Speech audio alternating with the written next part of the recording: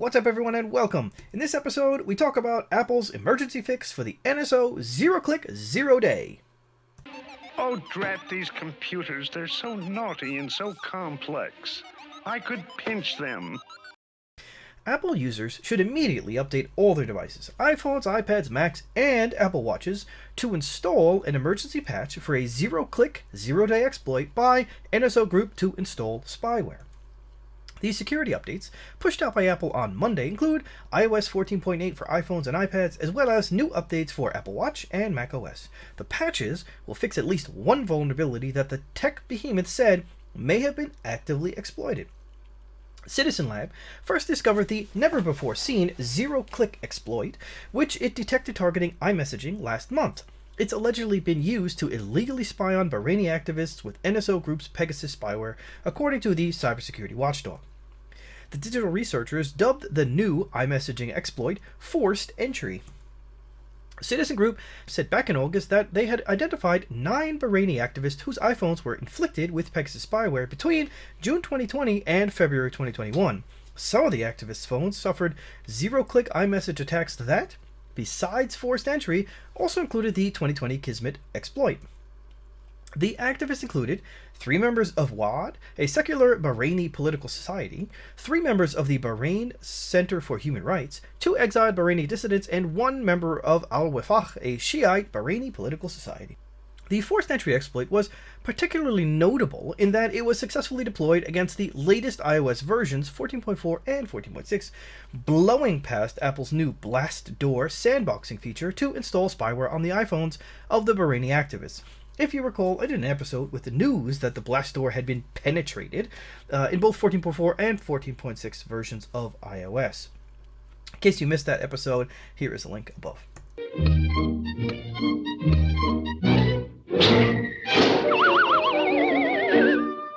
Meep, meep.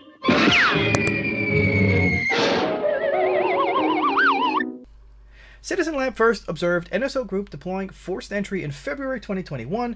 Apple had just introduced Blast Door, a structural improvement in iOS 14 meant to block message-based zero-click exploits like these NSO Group-associated attacks. The month before, Blast Door was supposed to prevent this type of Pegasus attack by acting as what Google Project Zero's Samuel Gross called a tightly sandboxed service responsible for almost all of the parsing of untrusted data in iMessages. Citizen Lab forwarded the artifacts to Apple on Tuesday, September 7th. On Monday, September 13th, Apple confirmed that the files included a zero-day exploit against iOS and macOS. Apple has designated the ForcedEntry exploit with CVE 2021-30860 an as-yet unrated flaw that Apple describes as processing a maliciously crafted PDF may lead to arbitrary code execution. Now, if you recall, in my episode, I kind of scoffed at the head of security at Apple, as well as other managers, I guess it was, at the company, who said that this is a very expensive flaw to execute, so most people don't have to worry about it. And lo and behold, a couple weeks later, they come out with an emergency patch because they realize that most likely just because it's difficult and expensive the first time doesn't mean, exactly as I stated in my previous episode, doesn't mean that future versions won't be super inexpensive and then exploit, the world. Now, Citizen Lab described several distinct elements that give researchers high confidence that the exploit can be tied to the secretive Israeli spyware maker NSO Group, including a forensic artifact called Cascade Fail. Cascade Fail is a bug whereby evidence is completely deleted from the phone's datausage.sqlite file, according to Citizen Lab. In Cascade Fail, an entry from the file's zprocess table is deleted, but entries in the Z live usage table that refer to the deleted zprocess entry are not deleted, they describe. Meep, meep.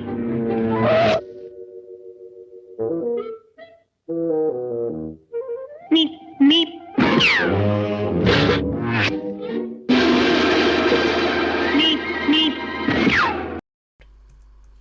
That has NSO's Group's fingerprints, they said. We have only ever seen this type of incomplete deletion associated with NSO Group's Pegasus spyware, and we believe that the bug is distinctive enough to point back to NSO. Another telltale sign, multiple process names installed by the ForcedEntry exploit, including the name setFramed.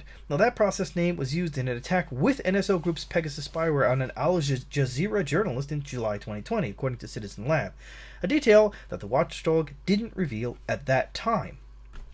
Zero-click remote exploits, such as the novel method used by Pegasus spyware to invisibly infect an Apple device without the victim's knowledge or the need for the victim to click on anything at all, were used to infect one victim for as long as 6 months.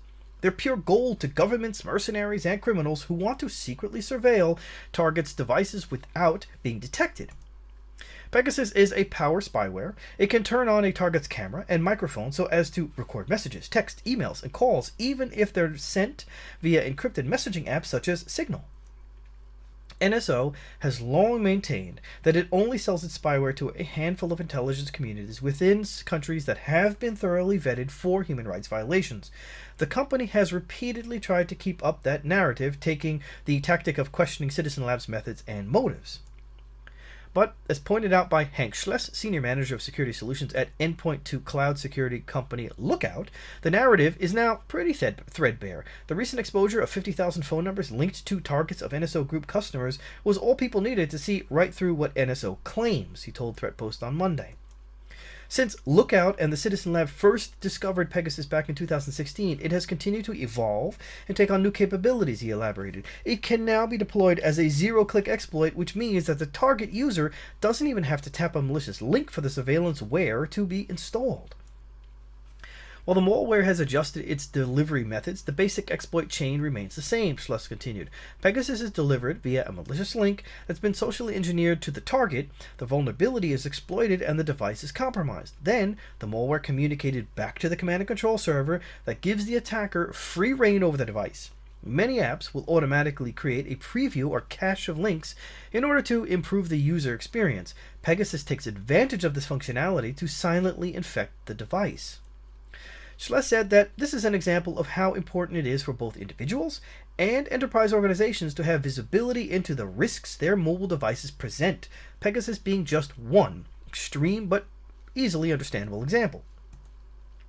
There are countless pieces of malware out there that can easily exploit known device and software vulnerabilities to gain access to your most sensitive data, he continued. From an enterprise perspective, leaving mobile devices out of the greater security strategy can represent a major gap in the ability to protect the entire infrastructure from malicious actors.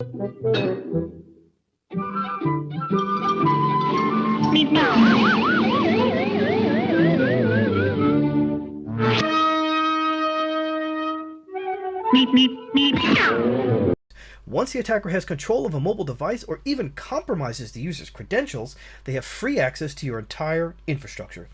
Once they enter your cloud or on-prem apps, they can move laterally and identify sensitive assets to encrypt from a ransomware attack or exfiltrate to sell to the highest bidder. Kevin Dunn, president at unified access orchestration provider Pathlock, noted that the Pegasus infections point to the need for businesses to look beyond securing servers and workstations as primary targets for cyber attacks and espionage. Mobile devices are now used broadly and contain sensitive information that needs to be protected, he explained. To protect themselves against spyware, businesses should look at their mobile device security strategy, Dunn said, particularly when threats come in forms that are far more insidious than suspicious SMS messages or fishy links that security teams can train users to avoid.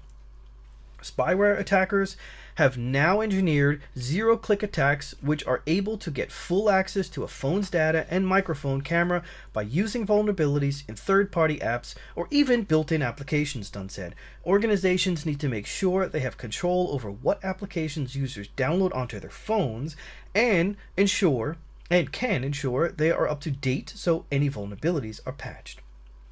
So, what do we learn? Well, Apple came out and apparently through this act is validating how severe this bug is because they're putting out a patch for everybody. And you know, there was an alert from, I believe it was CISA in the past, or maybe it was the FBI, where they said you should regularly reboot your phone which technically is correct because most of these threats can only live in RAM. It cannot infect the long-term storage of your devices. So if you, for phones at least, so if you restart your phone, you're essentially clearing out your RAM, and with that you're clearing out these malwares or these infected services. I go one step further in my recommendations and say, number one, forget about just rebooting it. You should be turning your device off every night. I'll say before you go to sleep, or at least to putting it into sleep mode, but ultimately turning off your device so that you can get some rest. Now, turning off your device in the evening and turning it back on in the morning would include the reset of your phone, as the CISA or FBI recommended, but it also, my recommendation, gives you the added rest factor. Additionally, taking your phone completely offline reduces the amount of time in which somebody can ultimately send you a link or get your system infected with one of these 0 days. I also recommend turning off your router at night, or at least disabling the internet connection, because that takes your entire home or business infrastructure offline where possible. Of course, if you're hosting your own website, it's a little difficult, but taking as many systems offline so that during those times of rest, they're not targets anymore. They can't be targets. They're not found. Their IP address returns 0.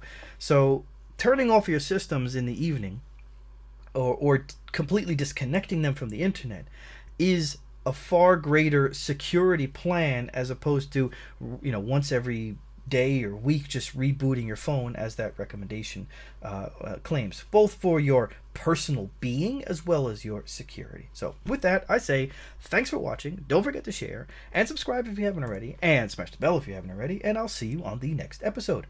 Take care.